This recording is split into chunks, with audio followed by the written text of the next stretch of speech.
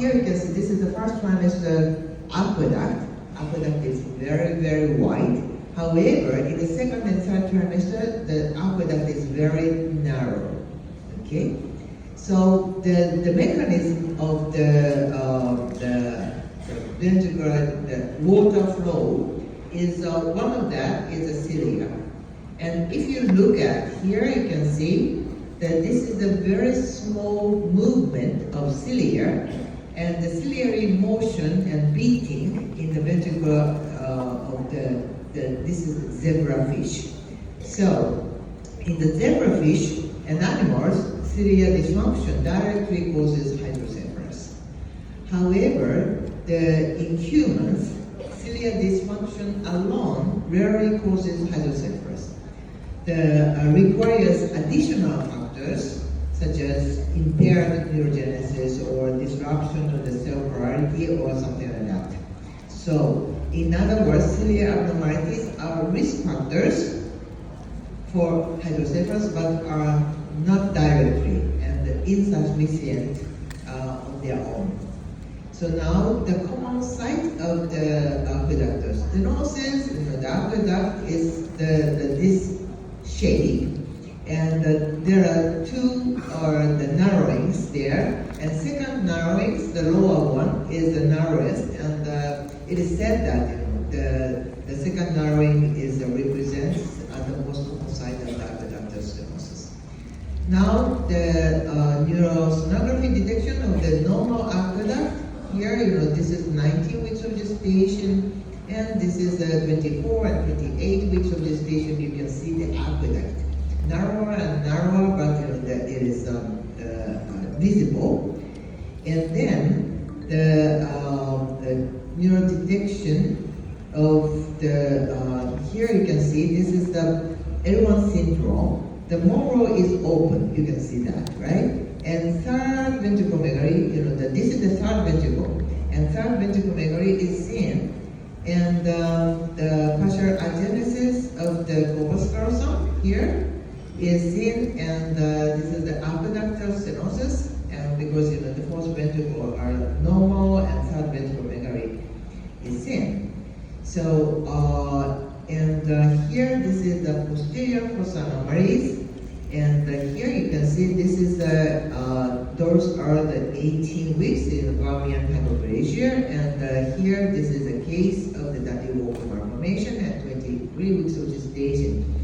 And sometimes the posterior fossa anomalies can cause the ulcerative the hydrocephalus.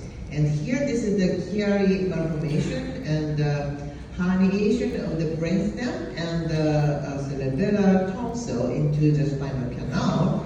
And here you can see this is a very, the famous one, the banana and lemon. And this is a lemon sign. You can see the skull shapes is like a lemon. And also here posterior fossa, you can see this is a banana sign. And those two the signs are discovered by Professor Kypros Nicolaides, many years, about 50 years ago, and also here this is the Chiari type 2 malformation, and you can see the herniation of the brainstem and the cerebral tonsil into the spinal canal.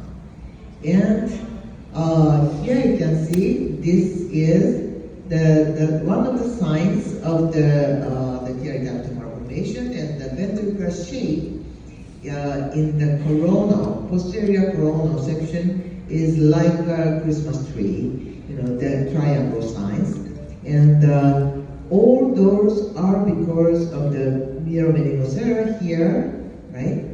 And so this is the illustration, and the beginning is the neuromeningocele here, and then because of that, Chiari type 2 malformation occurs, and then obstructive hydrocephalus occurs. So this is not the brain story. This is the because of the fetal back story. Okay, and then the next one is Here, this is the post-hemorrhagic obstruction. Okay, so here, this is the case of obstructive ventriculomegaly due to the hemorrhage. The intracerebral hemorrhage can rupture into the ventricle and causing the intraventricular hemorrhage, IVH, which may occlude the foramen of Monroe or aqueduct with blood clot and subsequent the gliosis resulting in post-hemorrhagic hydrocephalus. Here you can see this the illustration is very, very understandable. Here you can see this is the intravenous hemorrhage and then that into the ventricular system and the obstruct the Monroe or aqueduct. Now, the other ones, the huge mature teratoma here is a teratoma, and because of the teratoma, there's an obstructive hydrocephalus, and also this is a suprasellar arachnoid cyst, and you can see this is an arachnoid cyst, very big one, and that oppress the brainstem and also the pathway of the CSF. And here you can see the sometimes the L1 come as I told you the obstructive hydrocephalus occurs, and the most of the cases they have the adaptive sound like this, but sometimes they have the non-adaptive sound. And however, the L1 syndrome is not the simple hydrocephalus, and the L1 CAM syndrome, the L1 syndrome is the not only aqueductal stenosis, the malformation of the cortical disc ratio occurs because L1 CAM, the gene, is responsible for neatly arranging cells, and if there's a pathologic variant occurs, parity disturbed, and then aqueductal stenosis occurs. Now, some of the genetic cases, also cause the aqueductal stenosis, and this is a ROBO1 variant homozygous inheritance with maternal UBD. And then this is another case, CDH2 variant at 18 weeks of gestation.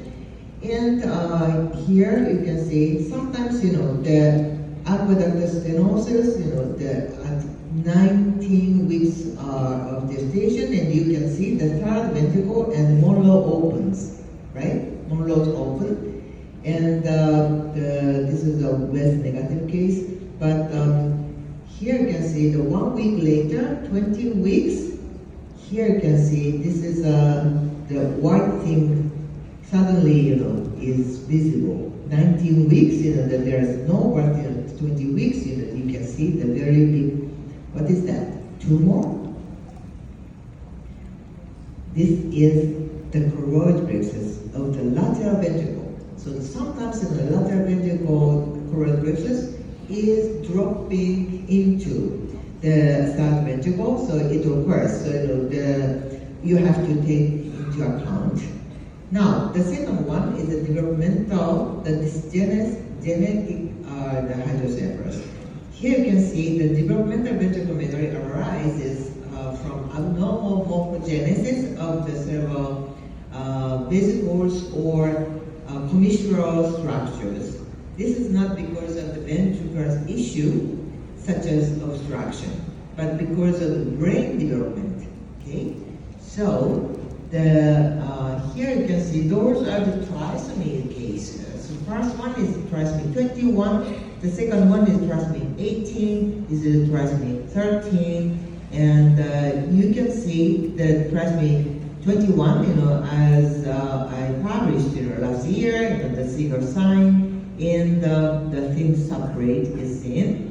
And the trisomy 18, you can see the ventricular wall is very abnormal, irregular, and it is most probably the MCD, the cortical maldevelopment.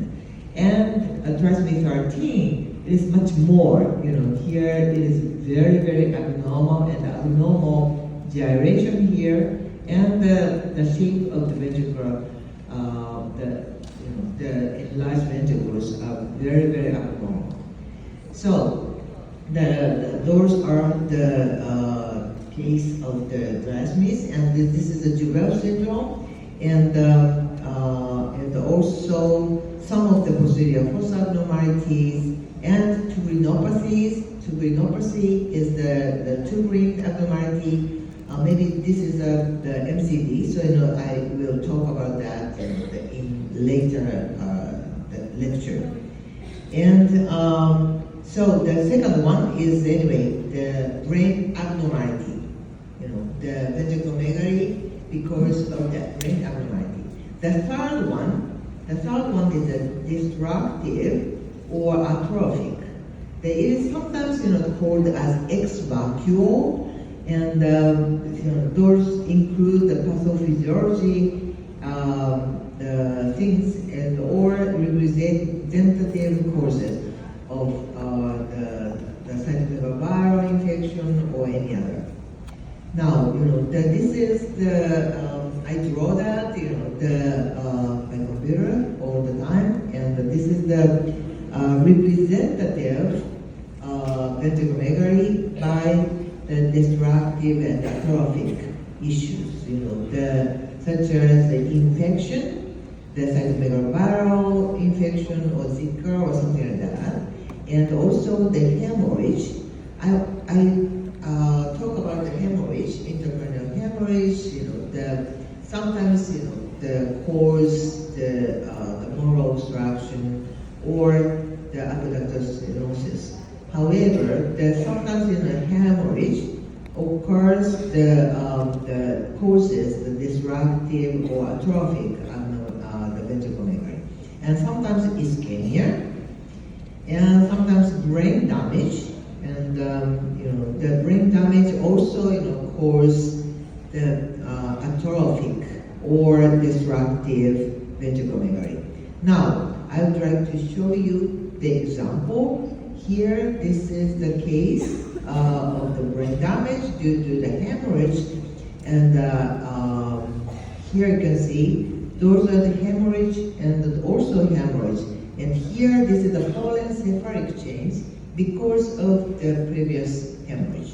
Okay, so here you can see the same case. There are many, the hemorrhage, intracranial hemorrhage, and some of them has already, the polencephalic change.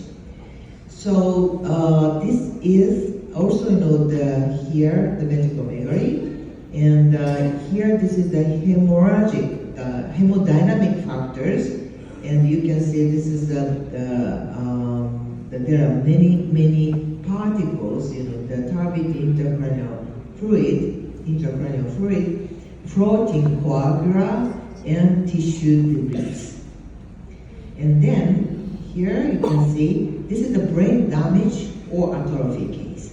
Here you can see this is the brain damage, the ischemic brain damage in the case of the TRAP sequencing. That is a monochromatic twins, and one of them are a cardiac twin.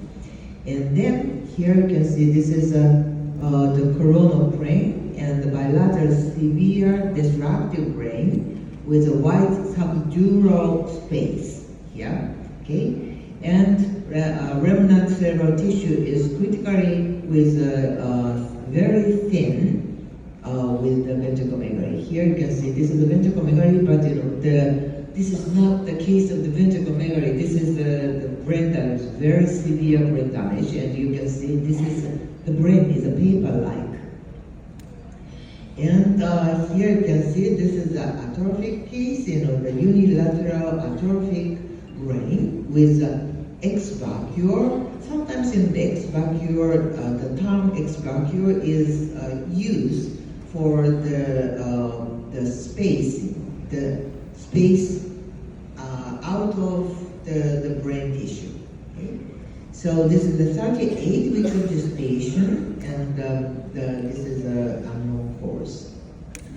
And here, this is the cytomegaloviral infection presented at the 22 weeks of gestation. You can see the very abnormal gyration, and also, yes. And then, and here you can see there's the membranous area inside of the ventricles, and the very abnormal surface of the brain. And sometimes, the agenesis of the corpus callosum, here you can see, this is a very, very typical agenesis of the corpus callosum, and the Bowles horn here, and the posterior horn dominant ventriculomegaly. It is called as teardrop shape in the axial section, and also corpus cephalic, the ventriculomegaly in the parasocial plane. Okay, and those are the images. And however, here you can see this is the 21 weeks of gestation. If you look at the brain here, can you see the corpus callosum? Yes or no? No. This is the agenesis of the corpus callosum. However, can you see a lot of things? This is the interhemispheric cyst. You can see the interhemispheric cyst here. Okay. And also abnormal Sylvian-Fisher morphology. Yes, there is. Here you can see this is a very abnormal, the polygyric Sylvian-Fisher. And schizencephaly. Here you can see this is incomplete, but this is one of the schizencephaly. And also the Bowlmian abnormality. Here you can see this is a Bowlmian hypogenesis. And the cortical development disorder. Here you can see this is a very, very abnormal surface of the brain. So if you look at the agenesis of the corpus callosum, as I told you, in question and answers, but you have to have a look at all of the brain tissue very, very carefully. Now, the last one is the rare CSF hypersecretion. It means, I told you that choroid plexus produce the water, the cerebrospinal fluid, and if this choroid plexus is enlarged like this, and this is a choroid plexus papilloma, and this is not my case. This is from the Dr. Antonio Mendez, from Mexico, and this is the choroid plexus papilloma, subparasocial and coronal section, and originating from the choroid plexus of the right ventricle, and without significant vascularity. And Antonio told me that during the follow-up, the size did not change and the ventriculomegaly increased very severe, but delivery was scheduled for week 39, 37, and diagnosis was confirmed by the neurosurgery, and after that, prognosis was very, very good.